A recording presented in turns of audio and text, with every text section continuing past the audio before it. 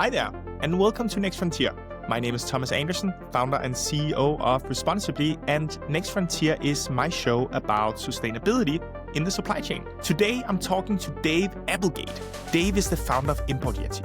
If you don't know ImportYeti yet, you should definitely check it out because ImportYeti basically aggregates US customs data so you can look up a supplier and see who that supplier trades with, i.e. their suppliers or potentially your sub-tier suppliers. Sub-tier supplier mapping is one of the biggest problems in supply chain, and I've long been excited about the potential to auto-map these sub-tier supply chains using trading data.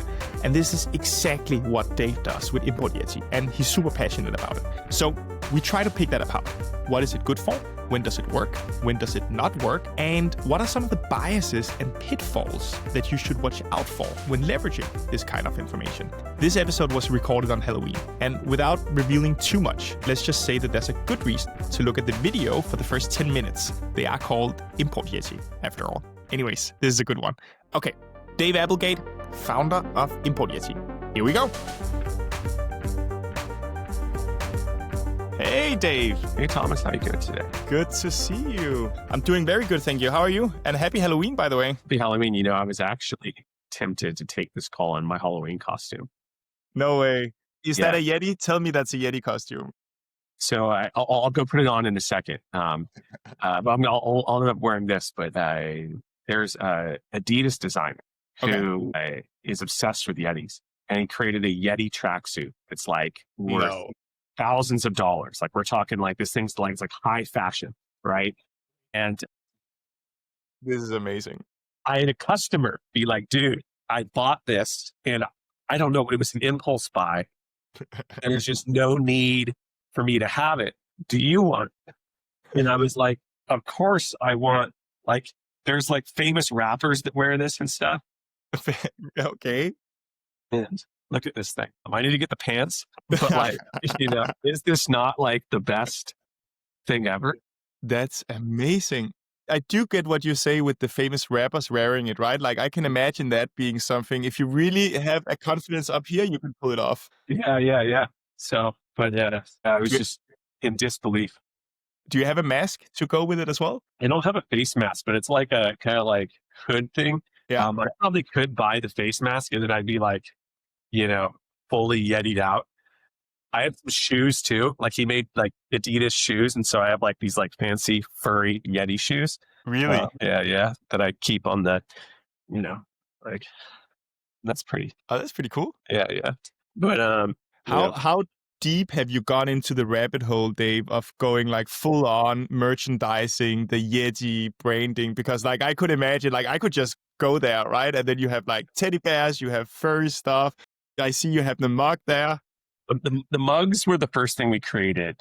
And this has cute. like, I like those. On the inside, it's like cheers, Dave. And I've got copy in it right now, but on the bottom, it has like the HS code and the manufacturer we chose and everything.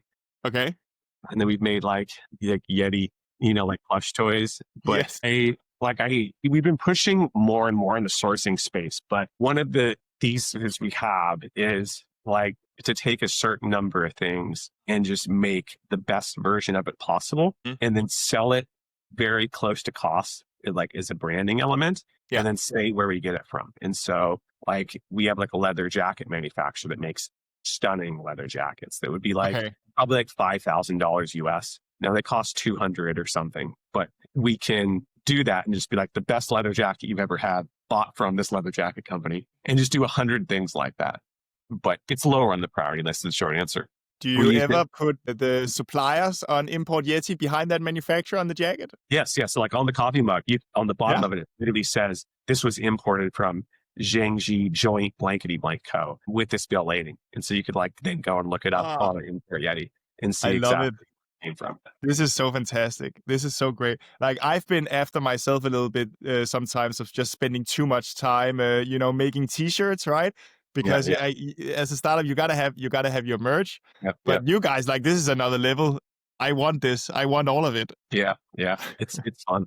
It's fun, and we use it like as trainings. Like when I bring somebody on, you know, I'll be like, they have to learn how to correctly negotiate with the supplier and like how to communicate with that supplier, what a good versus a bad supplier is, and like how product development works and just all that kind of stuff. And so we'll pick something. We'll be like, hey, let's just make it. And then they learn how the customers think about these problems. And so it's like you get like a free merch item out of it. It's it's like education, just such a win. Like that. Okay. That's pretty cool. Well, I think that's a fantastic way to start, Dave. And I also just wanted to quickly say welcome and thank you so much for coming on Next Frontier. Oh, I'm happy to be here. Happy to be here. It's super cool. I've been looking so much forward to this conversation. Let me see if I can get this right. So you're the founder of ImportYeti, right? Like, I think we've made that quite clear with all of the merch already. Now, let's see if I can do it correctly. But the way I'd say it is that ImportYeti is essentially, in my opinion, a really cool trading database that shows sea shipments received by a company from overseas. So you can look up a company, you can find a company's suppliers and goods imported by tapping into this kind of bill of lading data. Is that how you would describe it? Or like, do you have a better way of pitching it? Yeah. I mean, I keep it simple. It's just like, imagine if you buy this phone from overseas, right? Really, there's like a shipping label associated with it. Dave bought this from Thomas. A bill of lading effectively is that document. We take all those documents, aggregate them. And so you can start to ask questions like, who does Thomas get his phones from? Who does Dave sell his phones to? So if you're trying to find the right manufacturer or make a supply chain change or, look at, your competitors or whatever the kind of derivative of that problem is, you can search by person and you can understand that kind of stuff. Started because we had to make hard supply chain decisions a long time ago, and if you want to find someone to make coffee mugs, like a lot of people make these. More niche, it could be really tricky to be like, who even does this? And so you have to like either get out of your seat and fly to the Canton Fair or wherever that particular trade show is, or you can go online and be like, really, who's the person who moves the most coffee mugs in my market segment? And you can then reach out to the factory. Amazing. Okay, that's super cool. And we'll get into a lot of that later because I guess you can use that for a lot of different things. So I want to hear about that. But I also noticed that, Dave, you do a few different things, right? Like if I look at your LinkedIn, you're the co-CEO of Wrestling Mart. You're the founder and CEO of a mobile arcade game company. And it looks like you started ImportYeti while you were doing those things as well, right? So it's not like you're lacking stuff to do. What's the story here? First of all, I need to update my LinkedIn profile. That's the first story. What I will say is that LinkedIn is a shit show these days. And it's just like, I almost hate touching the platform. But I have largely stepped back from my role at Wrestling Mart. And the mobile game company was a failure. I started something, launched it, and it did not work the way I wanted it to. But I learned a lot in the process. And what's interesting is like a lot of the skill sets we did marketing the mobile game are what allowed me to market ImportYeti into success. And so I got really good at some of those, like how do you make a successful Reddit post? What is it like in social media strategy that actually drives traffic look like? How do you actually build loyalty amongst fans? And those processes made all the difference to ImportYeti. Okay, that's cool. Yeah, I guess that's the classic, reason why investors, they like, second time, third time entrepreneurs, right? Because you've made the mistakes, you've learned from it. It could be in a completely different space, but somehow it still applies, right? Amen. So what's the story? I read a little bit on kind of what you guys write on the website, right? But tell me a little bit like what led you to start ImportYeti? What were you trying to do with that? So, the pandemic hit Wrestling Mart and we sell high school wrestling equipment, like for Olympic collegiate wrestling. And you can imagine the last thing the government wanted was two dudes rolling around on a mat together, sweaty. Like we saw the writing on the wall. Like, maybe tennis stood a chance, but like wrestling was not. No way. Like it was not on the open list, right? Yeah. I had time on my hands and we're like, we were a, 15, 20 person team or whatever. And started like, how do I better deploy our resources? And we tested a handful of ideas out and this was the one that stuck. And, I wish there was some grand story, but really it was just staying close to the customer, listening, getting, 1% better a day and just doing that over and over and over and over until you end up with something that's pretty decent. But how did you get exposed to the space? Because I don't think like you can pull off a random person on the street and they're going to know what a bill of lading is, right? So there must have been something. Was it through the previous companies that you got exposed to the supply chains and stuff like that? Yep. It was, you had to make hard sourcing decisions. And if you, want to find someone who imports the, coffee mugs, everyone does that. But when you've got like niche products, it's brutal. And these data sets are what solve those problems for us. Like, it was us feeling the pain of like trying to, source something really hard, spending hundreds or sometimes even thousands of hours to find the right supply chain. And then this data allows to do it in 30 minutes, and you're like, that's to get that kind of efficiency improvement where it used to take you hundreds of hours, you can do it in 30 minutes or an hour, just was complete, unlocked to the point where it left a scar in our brain of like, this is really cool. But we had a lot of issues with the way, building databases worked. They were hard to use. The searching was really tough. Couldn't like aggregations just didn't really work the way you wanted to. You want to be able to like, okay, show me this company and then see what their movement was, not just like have to visualize 1,000 rows of Excel and try to make sense of it. And from that kind of, personal pain point was the seed that, eventually blossomed into current day ImportYeti. Okay, fantastic. We'll nerd out a lot more about what is, a bill of lading, right? But before we do that, so are you now fully in on ImportYeti? Is that kind of your main thing now? I spend a lot of time at ImportYeti. My father has a company as well, and I do a lot of work there to kind of help out the family business. But I work an insane amount, 80 hours a week type of thing. And so I'm not the person to listen to for work-life balance. You can get a lot of things done when you're working, 2 people worth of work a week. Yeah, 100%. Okay, that's really cool. And what's then the plans? Like, where do you want to take ImportYeti? Like, you've been experimenting a little bit in the beginning, right? Like, where do you see it going in the future? Yeah, I think what we really like to focus on in the supply chain space is how do we take not just looking at a supplier and being like, do they make this widget? But taking it to the level where we could start to, you can look at a widget and we can start to tell you why you would choose one supplier over the other. So, hey, this person makes coffee mugs. This person makes or in Vietnam, this person makes coffee mugs in China. Coffee mugs involve a lot of labor. And the labor rate in Vietnam is, 30% lower than the labor rate is in China. Plus, Vietnam has better environmental, rankings on average and better rule of law. China has better currency conversion and it's better at, advanced manufacturing. And you could start to say, here are the 100 thought layers you could need to make a supply chain design decision. And then we can help you walk into that decision with a little bit more awareness versus having to figure all that stuff out way later on in the process when you're, doing the actual, vendor vetting. And I'm really bullish on that, like, especially with things like tariffs, being able to say, do you like estimated landed cost?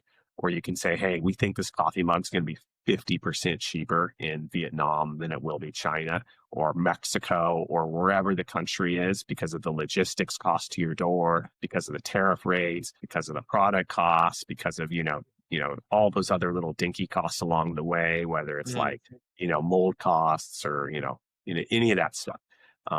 We can make a real impact in that space. Yeah, 100%. Okay, that's super cool. And I guess especially tariffs must be a big topic right now, right?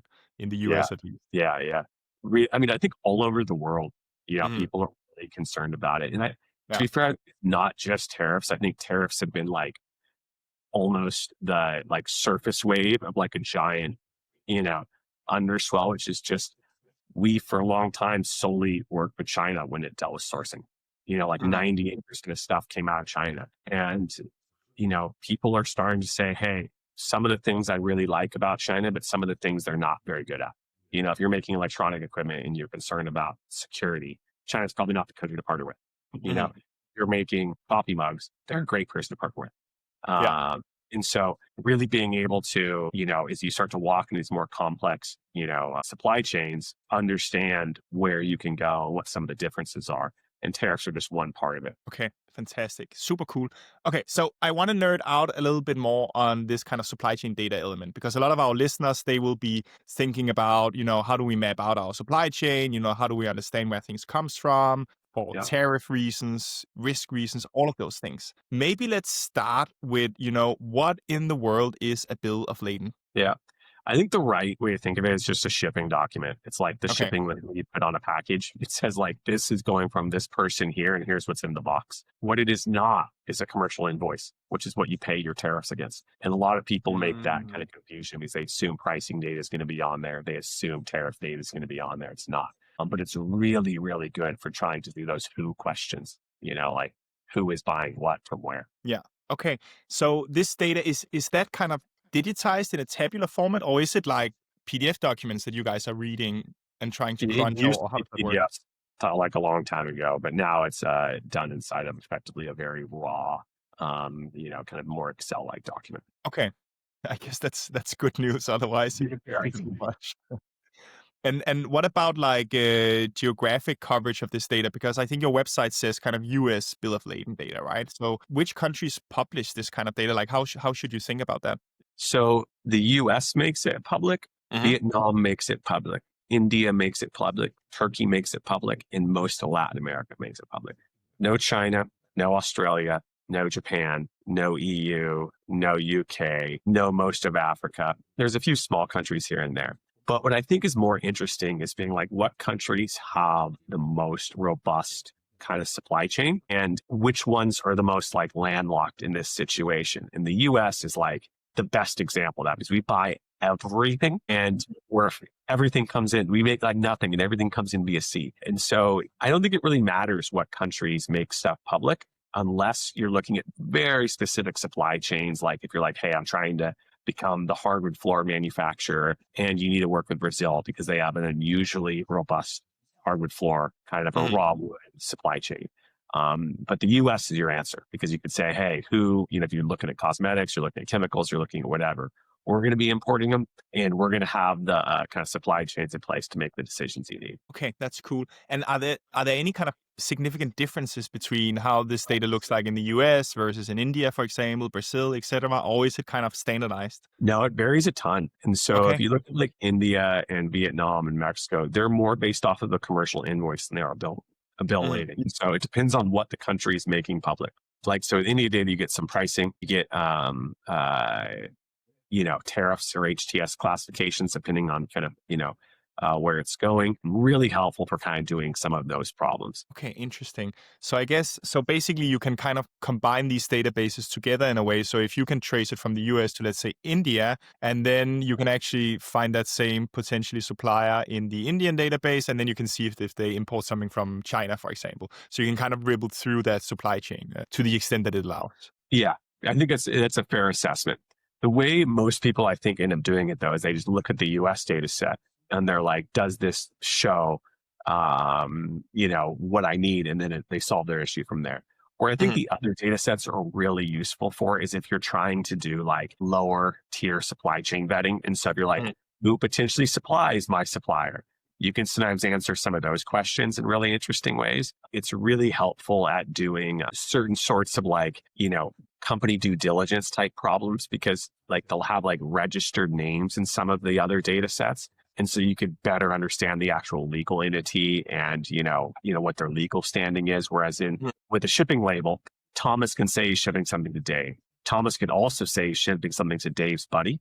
He can also say he's shipping something to David. And that leads to a good and a bad entropy in the data set. The good entropy is that you almost always see things because somewhere along the way, they'll call the company the right thing. But on the bad entropy side, it could be tricky to sometimes, understand exactly what's happening.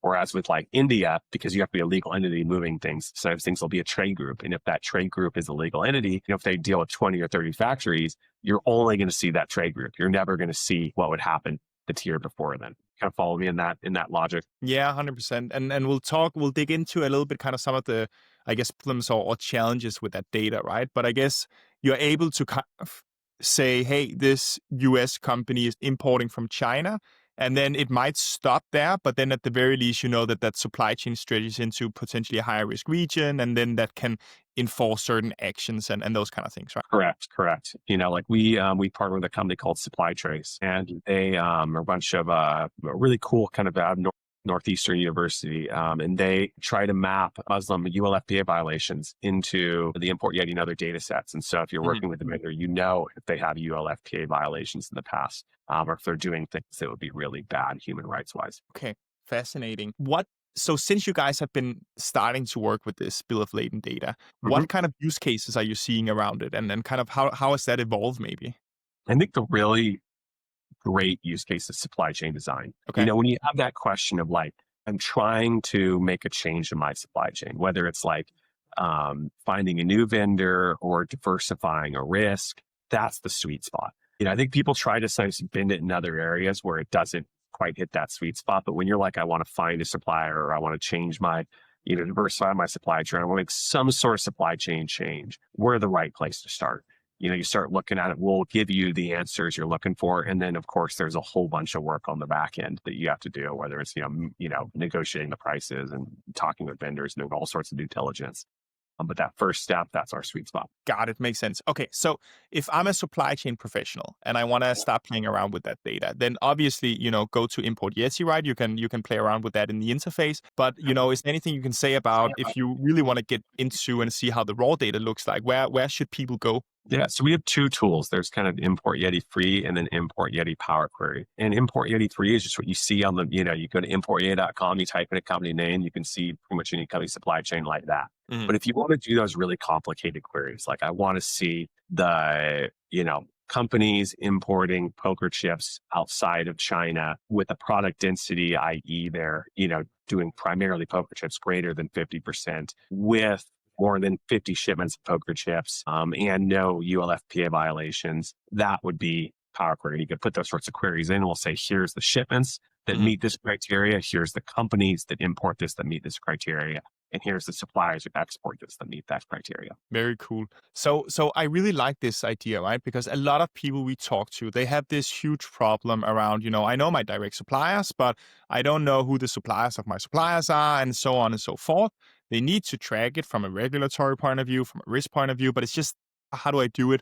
And they've been trying these different tools, right? They've been trying, cascading requests. So I ask my supplier who their suppliers are, who ask who they are. And it's really hard, right? Yeah. So, no, I don't know if you have an opinion on that. But I think I agree. First off, it's brutal. And it gets tougher because most people know their gremlins in their target market. And so if I'm a supplier in China and I know that I get my factory from a place that is using human rights violations, right? Like you're not going to share that. You're going to take it from another factory, right? And unless you're looking at the invoices, of which they would probably, find a way around, you're going to be in a tough spot. And I don't want to pick on China because I'm a huge fan of China. I love the country, but that exists in every place you go. If they know they're going to lose business for something and it's an endemic issue, there, you have a real trust question in that spot. I think that these data sets can help because they can help you better understand what risk propensities would look like. So, especially if like you're working with a company locally, like let's say in the US, and you're like, does this company have suppliers that be a problem? You can then trace them overseas. You could also do a lot of like what I would consider to be like risk by proxy, which is, let's say that you're a smaller company and you go, for us to fully vet this, it would cost $100,000 or something like that. You're going to have somebody fly out. They're going to have to go to their factory. They're going to have to, completely audit all the stuff. They're going to have to visit the, suppliers. They're going to have to actually make sure those suppliers, supplied the goods. That process takes a lot of time, a lot of money, and a lot of effort. But if you can look at, like, let's take Patagonia as an example. I'm a huge Patagonia fan and they have a very sustainable supply chain. If I'm using a factory that Patagonia also uses, I can start to make assessments that, hey, Patagonia has probably done pretty good supply chain due diligence on this factory. And if I look at that factory's other 6 suppliers and they all meet those, they're all companies I know and trust, the chances of them being good at meeting those compliance standards and have already, they've already been through all that stuff goes up through the roof. And that goes across just about any vector. Whereas if you say like, hey, this company is probably going to be dotting the I's and crossing the T's on this one, you can then partner with the companies that are dotting the I's and crossing the T's because of the fact that their, customers are requiring that. Yeah, 100%. So I like that, right? And I like kind of, it gives you a view into something that you previously had to struggle a lot to get any transparency, right? I guess it comes with some challenges, right? And I really want to hear your perspective on those challenges and also maybe just best practices from working with that data for many years by now. I know one of them that I often hear is that, okay, great. So this is a supplier of my suppliers, but I don't know if that kind of supply is relevant for my goods and my actual purchases, right? Mm-hmm. So there's some validation that needs to be done there. And you quickly get into this, overwhelming phase where you just get a lot of information, but you have to sort through that and see what's relevant to your purchases and stuff like that. Yeah.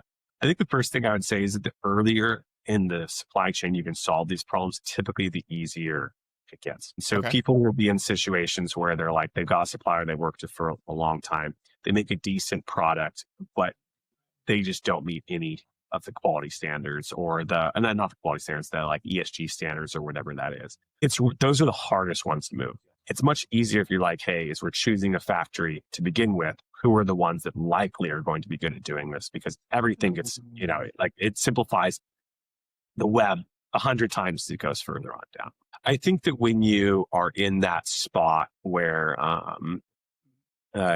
you start to have these complexities and you don't have the option to change, man, it's just brutal. It's the short answer. And I wish that, there was a magic bullet, but there isn't. The only advice I have is get used to getting out of your seat and actually going there, because I think people try to do so much of this stuff over email or call, and it's not nearly as efficient, as going to the factory, visiting it, doing the due diligence in person, and it builds the relationship. And people, it just is a slight tangent that one of the bigger mistakes I see in supply chain as a whole is people don't want to invest in a relationship with their partners. And so they treat these things as too transactional versus going there when you're serious about their, developing a partnership. And when that kind of relationship gets strong, it's what's going to buy that kind of, for lack of a better relationship currency, where you can then make certain asks to say, hey, I need you to open up your suppliers to me. And I need to understand these kind of things, because they're going to trust that you're not trying to pull them out of the picture, and they can trust that you have their best intentions at heart. And I think that's a great point. And I always like, we trashed a little bit on LinkedIn earlier, right? But I think, some of the content I like is when I see a sourcing manager who's like, okay, he or she is on the ground, right? They're in there, they work with the actual suppliers, For me, that's just an incredible amount of respect, right? Okay, that's best practice. But it's also time consuming, right? So you need like a heavy degree of prioritization to select the few partners where you can get to that level of detail. Yeah, I agree with you. But one of the things I sometimes get blows my mind is you can look at the amount of money that is spent on purchasing, and you can look at the money that's invested into making sure that purchasing is like bought right in terms of that. We're just talking about cost, not even like due diligence or ESG or anything like that, just pure on a cost basis. The ratio is way out of whack in a lot of situations. And yet you can look on the revenue side of a business and they'll have, a 500 to 1 or sales to supply chain kind of, ratio, even though if they got the right supply chain people in place, the bottom line impact of the business would be so much more. So I think that getting on the ground and spending the time doesn't get done. People don't have the resources for it, but what they should be doing is funding that stuff at a deeper level. And the ROI on that is typically bananas. Like if you are buying a few $1 million worth of stuff, you can lower those costs by a few percentage points. I mean, those are really meaningful, movements. And that's, there's some companies that are doing $100 million purchase orders, and they won't fly to the factory and really do their due diligence, and saving a few points on that pays for, a lot of stuff. Oh yeah, 100%. And I think it's like I don't know if it's a dilemma, but it's like, it's the thing that everybody's wondering about in procurement, right? Like I think every procurement function is trying to become more and more strategic, trying to get a stronger and stronger foothold in the C-suite. And they absolutely have the reason for doing that, right? But it keeps getting ignored. And then at the same time, back when I was at BCG, what was one of the easiest projects to sell? Procurement. Because you could go in and you could like cut 10, 20% of the cost of a company, because there's so much optimization potential. And it is like basically almost the entire cost structure, right? Or a significant part of it for many companies. So super relevant, super strategic, somehow, still is on a journey to get into that kind of strategic territory. I think it's really fascinating to look at like that BCG point, because what they're doing in that situation is they're like, the incentives are aligned. Like BCG saves $2 million. BCG gets paid $400,000 for that $2 million they save, or whatever the number is, because they typically build that into the contract where they say we get a percentage of the savings, and that works out great. Whereas if you were to look at the procurement professional, he isn't compensated the way a salesperson is. And so if that person at the company did that same thing, he would get $0 extra dollars. In fact, they would probably look at him as like doing a bad job, where it was like, how come you couldn't have saved this money? Or did you buy wrong, or did Billy buy wrong before you? It's a tricky tricky thing. Absolutely. You said this thing earlier, Dave, that I thought was quite interesting. So I just want to trace back to that. So basically you said, supply chain data is really hard. So instead of, going with whatever analog incumbent we have in the supply chain today and really just spending a massive amount of effort to get the information, maybe we should really have this heavily ingrained into our sourcing processes so we know that we pick the mature supplier to begin with. Now, I guess when you don't always have that option, right? But I think that was a great point to say, hey, we need to use this early so we don't get into problems later. Yeah. Yeah. I think that's perfectly well said. I mean, when you are working with companies, did you find they underinvested in their initial partnership decisions? Oh yeah, absolutely. And I think this is like there's 1,000,000,001 procurement memes around it, right? It's like somebody makes a decision, let's use that supply, and then we have to bring in procurement, but we've kind of already made the decision, and then procurement is there. Like, it varies, of course, with categories and companies and all of these things. There's a huge degree of variety, but I think in general, procurement is pulled in way too late in many, many cases, right? And the decision has been made on other business criteria, and then it's like, then you're kind of almost reverse engineering to a decision, right? Yeah. I think that's spot on. That's the right way to think of it, like the reverse engineering the decision. They just sit there and they're like, well, we've got it now. Let's try to make the best of it. It's almost like being in an abusive relationship where like if you just gotten the right one to begin with, you wouldn't have to deal with all these issues. But people, they get too invested in, they'd be like, we've been dating for 9 months now, like I can't break up with you. That is a terribly good way of describing it. That's absolutely what it is. And it gives you a good incentive, right? Like, I think, and that's why I, at the end of the day, really love the whole kind of sustainable procurement territory, right? Because it creates that incentive of saying, hey, if a supplier gets selected because they're mature on this, then we're just creating a really strong business incentive for companies to become mature so they can get selected as suppliers, right? Yeah. And I think that should be driving behavior in procurement as well, to just say, hey, we have that power, let's go out and use it. Yeah. To that point, I think we're seeing that a lot. I've been buying products for like 20 years now or something. And in the beginning days, as China started to, really industrialize, you would deal with factors all the time that were just bad. It's like the honest answer. Like they just had no quality control of the product they sold was trashy. Like, it was not good. Nowadays, I cannot go to China and find a bad factory, in terms of making a product, if it's what that factory focuses in. I'm sure there's exceptions to the rule, but like, I haven't really seen it. That's because China's gotten so competitive, that it's just everything is good product-wise, right? And I think we're going to see more and more of that across other vectors too, where people start to get more and more sustainable. I haven't been to China since COVID, but I've heard stories that it's like, the air quality is significantly better. They're doing just awesome things as it relates to the environment, just opposed against, 6 or 7 years ago, was the last time I went. And I believe it, but that's because people are pulling that from the manufacturers. Like people are getting more competitive. They're forced to meet these standards, which then means in order for them to compete, they want to, be better than the person next to them. And so they get the stand that, that factory gets the same standards as the factory next to them. And then it kind of, snowballs. Yeah. I think it is a really interesting point, right? Like we did the episode before this one, we talked a lot about renewable electricity, and obviously China has, mass deployed renewable electricity at a faster pace than anybody else in the world. Still some challenges, really kind of transforming the grid completely, but a massive development, which is quite impressive. And we're also at a time where, they are committing to climate targets and the US is pulling out, right? So then it's like, where do you find the most climate friendly suppliers? It's not China today. Will it be in the future? Who knows, right? But competitiveness changes. Yeah. And if you look at China, especially compared to most of other low cost labor areas, it's ahead of them in most spots by a large margin. China's competing in some spots with like the US and Europe. I mean, it's impressive to see their growth in those spaces. It's super interesting. Okay, let's get back a little bit to this kind of supply chain data, because I wanna see if we can tap more into your brain on kind of what did you learn when working with this data, right? So We talked about earlier that kind of challenge of saying, hey, I will be identifying the suppliers of my supplier, but not all of those suppliers may actually go into the products that I'm buying, right? So maybe not all of it is relevant.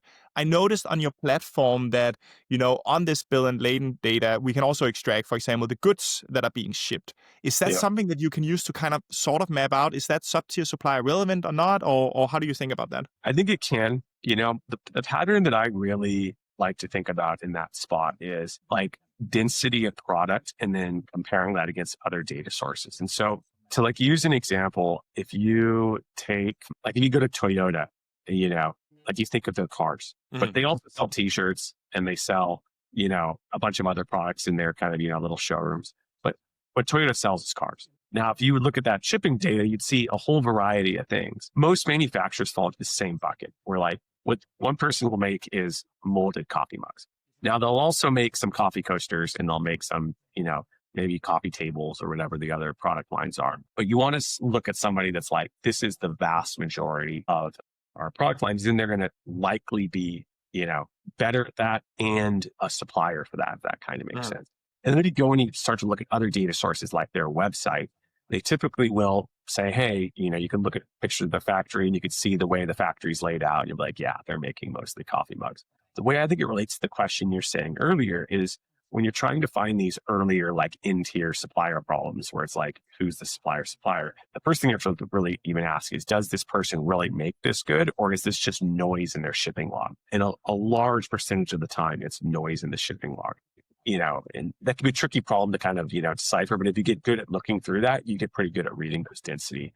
What does that mean? Like, can you give an example of what like noise would be? Like, let's say that, here's one I've seen, or here'd be a practical one. Let's say you sell fountain pens, right? Like the equipment used to make a fountain pen, you probably need to do some sort of injection molding. The plastic is my gut. There's some sort of metal work to make the nib. There's some sort of probably human assembly, some like custom machining. If you were to look at most places that sell fountain pens, they're also going to sell fountain pen ink. The ink wells are probably going to be there. They probably have some sort of paper product is my gut. Maybe they sell like a journal or something like that. Now, if you're a good fountain pen factory, probably 90% of your revenue or something like that, or 85% of your revenue, more importantly, more of your profit is going to come from the fountain pens. The reason why you're adding these other products is because customer requests, or you think you can, do some add-on sales. That company I would not want them to be making my paper. I would not want them to be making my ink wells. I'll be overpaying for those ink wells. I'll be overpaying for the paper. Manufacturing lines probably aren't set up to making that kind of stuff. And so being able to look at a company and then when you look at their suppliers, saying, what are those suppliers actually making? What is the volume of that product? Helps you assess whether they're a potential supplier and whether they'd be a good supplier if you were trying to potentially partner with them. Does that make sense? Yeah, absolutely. Makes a ton of sense. When we talked earlier, you also mentioned that sometimes there can be biases in this type of data. What did you mean with that? Yeah. So in the US data set, there's only sea shipping. So no land, no air. If you're moving jewelry as an example, it's probably put on an airplane, not on a boat. So you're going to have a hard time looking at jewelry supply chains in the US data set. Same thing with like NVIDIA GPUs or Apple products. Apple owns its own plane fleet. They're just not going to appear in the US data set. We have the Mexico data set as well, and that's really good for doing the cross-border on the southern side. But that's the first bias. The second thing is, as it relates to, which we spoke about for a second earlier, the fact that we're dealing with a shipping label, which is Thomas could ship something to Dave, Dave can ship something to Thomas. Thomas can also say he's Bill, and he can ship something to Dave. And, Thomas can ship something to Bill, and just as long as it's my address, it's going to come to me. And you see that sort of noise all the time. And typically, the way I describe it, it sounds nefarious. Typically, it's not. It's not called Walmart. It's John's Distribution Services, which is Walmart's, Southern California distribution center or something like that. That would be a pretty big bias. Searching by address or by location, great way to overcome that one. The last one is if file to have your information hidden. It's called manifest confidentiality, in which case me and every other site like me stops getting the data. It goes largely across two vectors. One, the size of the company, and two, the propensity they want something private. Doesn't mean they're doing anything illegal, but like, let's say and I'm going to pick on Boeing and they probably don't do this, so it's just a pure hypothetical. But let's say they have a machine that's capable of hitting a certain degree of aluminum precision. And they're like, we just do not want our competitors to know that this factory in China has this level of machinery inside of it. Probably, as mentioned, probably doesn't actually import things from China. I'm just picking them as an example. Those are the two ways people typically hide their data. Now, the Dave Thomas problem actually helps this one, because if you're filing manifest confidentiality, you have to say you're filing it for Boeing. And Boeing imports under a kabillion different names. Boeing Development, Boeing Wind Development, Boeing Boise office, Boeing, whatever. And so you almost always see data in the data set. Just the question is, how much is it and how representative is it of a company's actual supply chain actions? So so that's a great one. I wanted to talk about that kind of that whole naming problem. How do you guys solve that? You mentioned addresses help you out a little bit. Like, how do you approach that? I mean, it's a bunch of machine learning is kind of the short answer. You take a bunch of different vectors and then you say, hey, what is the propensity? This is the same company or not the same company. And you do a bunch of, kind of data science around that. If someone's importing refrigerators into one particular location and that location has 99, all the names effectively the same name, and then someone else is importing refrigerators and it just happens to be a different name, like the chances of that is like as close to zero as you can imagine. And then you can start to assume that refrigerator company A and the other name you saw are really the same thing. And you could then say, here's the name, and here's the other names it operated under. Okay, that's fascinating. So that's very much based on locations. And then I guess there's something around name similarity where you can also do some things together and these kind of things. Name, location, product, supplier relationships, countries. I mean, there's just a lot of different vectors. And you could start to be like, hey, what are the chances that this is the same person if you start to look at all of these things statistically? Yeah. Okay. Interesting. And I guess that's also a really good argument for why, even though a lot of this data or some of that data is publicly available, you are really diving into like some hairy stuff if you want to try to do this yourself, right? And you don't go with somebody who's only doing this for a living almost. Yeah. I don't know why anyone would try to do this themselves or why somebody would, not partner with the company. Like ImportYeti, it's just, it would never be worth the time. That kind of makes sense, Like these sites are so cheap these days. Like it's $600 a year for ImportYeti if you're over 2 million in revenue, and $300 a year if you're under 2 million in revenue. Yeah. I mean, it's just like, that's a few hours of a data scientist's time. It's just yeah. But people like to do their own stuff, especially if you talk to like a big enterprise company, right? They just like to reinvent the wheel. You see that some. I've seen it less and less and less. Like I don't think I've gotten in the beginning. Like probably 4 or 5 years ago, I saw a lot more of that. Okay. Now I never talk with big companies. They're like, we want to do this internally ourselves. I think they just realize that like big data is much harder than they think it is. Yeah. And it's like, why invent all those bones yourself? There's one other bias. I think a lot of people think that like they don't really grasp how big data is. And so they walk in, they're like, it's supply chain data, but they don't grasp what 1 trillion data points or 2 trillion data points actually looks like. What is the compute you need to host that? What is the compute you need to search that? What is the compute you need to compile that? It's just like, that stuff is hard, expensive, tricky stuff. 100%. I think that's a good point. And fortunately, I've been seeing that a lot in procure tech in the last 5 years or so, this kind of move towards best of breed. Let's see, things always comes in wave, right? Then you go very deep in best of breed. Now we just went to a digital procurement conference not too long ago. People were again talking a little bit about these orchestrators and platforms, right?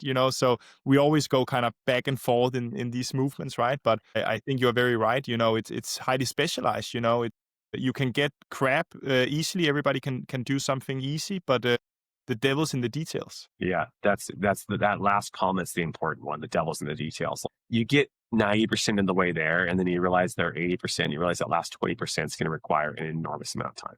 Like if we take that name join problem, like correctly, in order to do any sort of complex data science, you have to understand what an entity is with most of these problems. And to get that right, like someone who solved that problem, that wasn't 10 hours of machine learning. That was, thousands of hours of machine learning to get that thing, really figured out correctly. Yeah, 100%. I noticed when kind of playing around with ImportYeti that somewhere you're quite transparent where you say, hey, accuracy can be a problem with this type of data, right? So we just want to call that out. Can you tell us a little bit more about, what does that mean? Like how should a user think about the accuracy problem? Yeah. So with that one, we typically look at larger shipment movements that would be like one of the more shocking things with ImportYeti as a whole we've seen is that supply chains are stunningly consistent. People rarely change them. They rarely have large shipping volumes. And I recommend people introspect into their own company and think, when was the last time I thought we were going to import 50 containers 1 month and the next month it was 300? It just never happens. It's like 50, 51, 48, 75, 62, 45, but they stay in those tight ranges. And so when you see deviations in there, we could be like, hey, we know something funky's happening, and we'll just call it as you mentioned, like you see it. What I would say though, is that because of the data biases with, ImportYeti and virtually all shipping data sets, I would not over focus on like how much questions. And instead I would use it to focus on who, where, and other questions like that.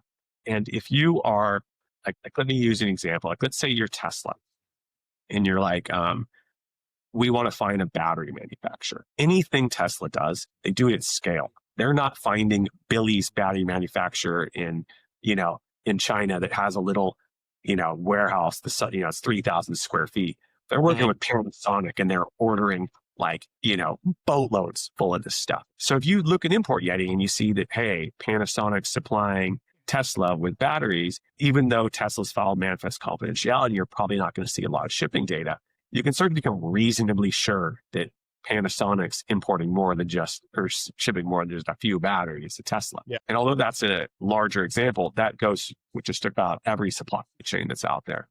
I know that's a little bit of a ramble. My point is, I would not look at the data like literally. I would instead try to look at the spirit of it and make extrapolations from there based off your common sense understanding of the way supply chains work.